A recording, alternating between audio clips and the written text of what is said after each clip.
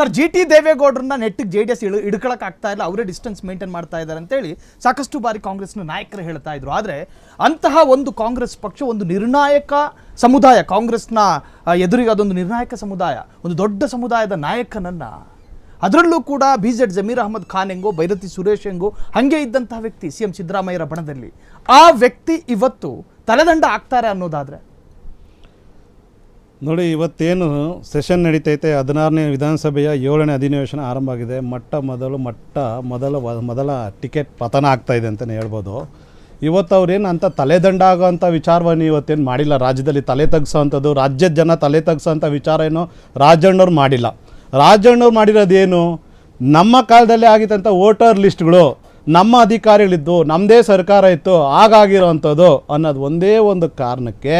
ಅದೇ ರೀತಿ ಅವರು ಒಂದು ಮೊದಲೊಂದು ಸ್ಟೇಟ್ಮೆಂಟ್ ಕೊಟ್ಟಿದ್ದರು.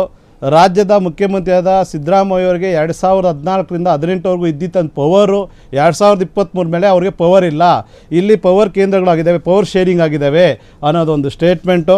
ಅದಾದಮೇಲೆ ಏನು ಸೆಪ್ಟೆಂಬರಲ್ಲಿ ಮಹಾ ಕ್ರಾಂತಿ ಆಗುತ್ತೆ ಅಂತ ಒಂದು ಸ್ಟೇಟ್ಮೆಂಟ್ ಕೊಟ್ಟಿದ್ರು, ಆ ಕ್ರಾಂತಿಗಳೆಲ್ಲ ಉಲ್ಲೇಖ ಮಾಡಿಕೊಂಡು ಇವ್ರನ್ನ ಹೀನಾಯವಾಗಿ ನಡೆಸ್ಕೊತಾ ಇದ್ದಾರೆ ಇವತ್ತು ಕಾಂಗ್ರೆಸ್ ಪಕ್ಷದವರು.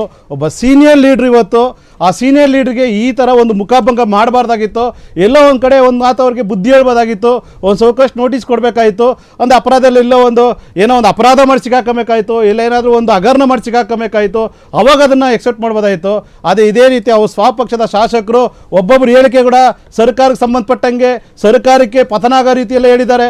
ಜಾರ್ಜ್ ಅವ್ರು ಏನು ಹೇಳಿದ್ರು ರಾಜ್ಯದಲ್ಲಿ, ಗವಿಯಪ್ಪ ಅವ್ರು ಏನು ಹೇಳಿದ್ರು ರಾಜ್ಯದಲ್ಲಿ, ರಾಜ್ಯಕ್ಕಾಗಿ ಅವ್ರು ಏನು ಹೇಳಿದ್ರು ಇದರಲ್ಲಿ, BR ಪಾಟೀಲ್ ಅವ್ರು ಏನು ಹೇಳಿದರು, ಆಮೇಲೆ ಇದೇ ಜಮೀರ್ ಅವ್ರು ಏನು ಹೇಳಿದ್ರು, ನಾನೇ ನಂಬರ್ 1 ಸಚಿವರು ಅಂತ ಹೇಳಿದರು. ಅಂಥ ಭ್ರಷ್ಟಲ್ಲಿ ಸಿಕ್ಕಾಕೊಂಡಂಥ ಸಚಿವರು ಅದನ್ನು ಹೊರತಂದಂಥ BR ಪಾಟೀಲ್ ಅವರು ಹೇಳಿದರು.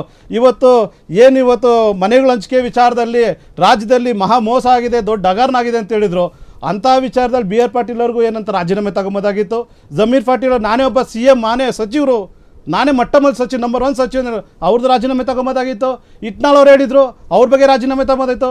ON ಗೋಪಾಲಕೃಷ್ಣ ಅವ್ರು ಹೇಳಿದರು, 2 ಚರಂಡಿ ಮಾಡೋಕ್ಕಾಗಿಲ್ಲ, ನಮ್ಮದು ಒಂದೇ ಒಂದು ಬಂದು ಸರ್ಕಾರ 1-2 ವರ್ಷ ಇದೆ, ಚರಂಡಿ ಮಾಡೋಕ್ಕಾಗಿಲ್ಲ ಅಂತಂದರು.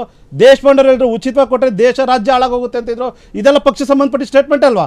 ಅವ್ರದ್ದೇ ಪಕ್ಷದ ಕಾರ್ಯಕರ್ತರಲ್ಲ, ಅವರೇ ಪಕ್ಷದ ಸಚಿವರು ಮತ್ತು ಶಾಸಕರಲ್ವಾ? ಇವ್ರದ್ದೆಲ್ಲ ರಾಜೀನಾಮೆ ತಗೊಳ್ಳಿಲ್ಲ. ಇವತ್ತೊಬ್ಬ ಸೀನಿಯರ್ ಲೀಡ್ರು ನಡೆದಂತೆ ನುಡಿಯುವಂಥ ನೇರವಾದ ಮಾತಾಡಿతే ತಪ್ಪಾಗಾಯ್ತಾ? ಮಾತಾಡಿದ್ರೆ ತಲೆದಂಡ ಆಗಾಯ್ತಾ?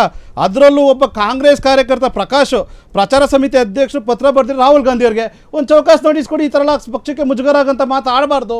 ನೀವು ಅವ್ರು ಒಂದು ಪ್ರಬಲವಾದ ನಾಯಕ ಸಮುದಾಯದ ನಾಯಕರು, ನೀವು ಸೀನಿಯರ್ ಲೀಡ್ರ್ ಅಂತ ಅವ್ರಿಗೆ ಒಂದು ಚೌಕಾಸ್ ನೋಟಿಸ್ ಕೊಡ್ಬೋದಾಗಿತ್ತು.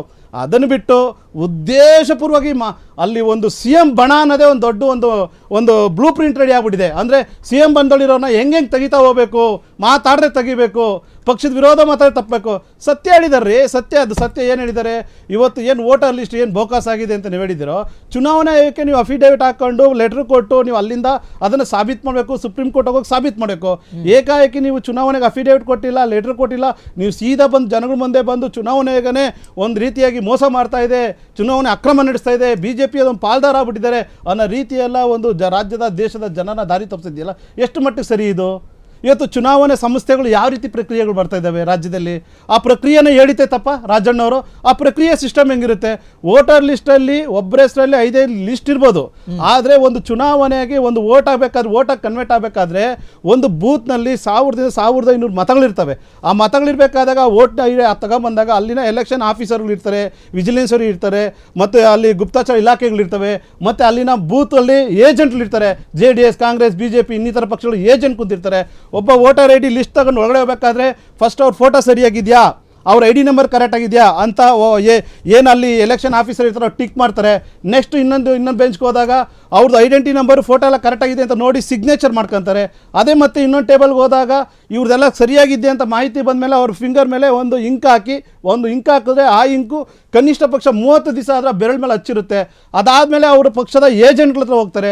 ಆ ಏಜೆಂಟ್ಗಳು ವೋಟರ್ ಲಿಸ್ಟ್ ತಗೊಂಡು ಇವ್ರ ID ಇದೆಯಾ, ಇಲ್ಲಿ ID ನಂಬರ್ ಕರೆಕ್ಟ್ ಆಗಿದೆ ಅಂತ ಎಲ್ಲ ಏಜೆಂಟ್ಗಳು ಚೆಕ್ ಅದಾದಮೇಲೆ ಹೋಗಿ ಬೂತಲ್ಲಿ ಹೋಗಿ ವೋಟಾಗಿ ಕನ್ವರ್ಟ್ ಆಗುತ್ತೆ. ಇದು ಪ್ರಕ್ರಿಯೆ ಅಂತಾರೆ.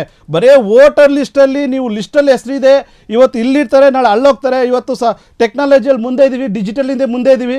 ನೀವೇ ಇವತ್ತು ವೆಬ್ಸೈಟ್ಗಳು ಕ್ರಿಯೇಟ್ ಮಾಡಿದ್ದೀರಿ, ಯಾರು ಯಾವ ಬೇಕಾದರೂ ಅಡ್ರೆಸ್ಗೂ ಚೇಂಜ್ ಮಾಡ್ಕೊಬೋದು.